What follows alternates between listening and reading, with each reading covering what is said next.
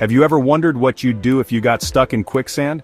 I always thought it was something out of adventure movies, until I learned there's actually a real technique to escape. So let me walk you through it step by step. Imagine you're out exploring somewhere like Mont-Saint-Michel and suddenly your foot sinks into quicksand. Panic is your first instinct, but here's the thing. As long as you stand still, you won't sink any deeper.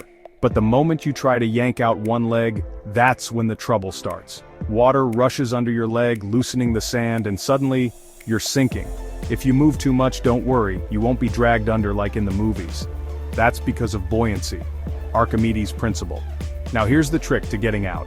Don't flail, don't try to pull your arms or legs straight up. Instead, increase your surface area.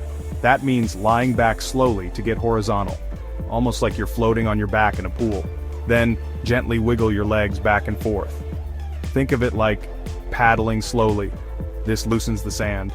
Lie back, spread your arms, and paddle slowly. That's the trick.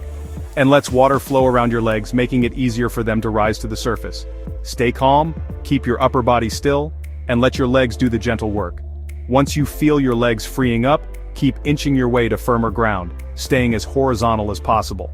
Keep inching your way to firmer ground. So, next time you're hiking somewhere wild, you'll know exactly how to handle quicksand. Stay calm, float, and paddle your way out. If you found this helpful, hit that subscribe button for more survival tips. Stay safe out there.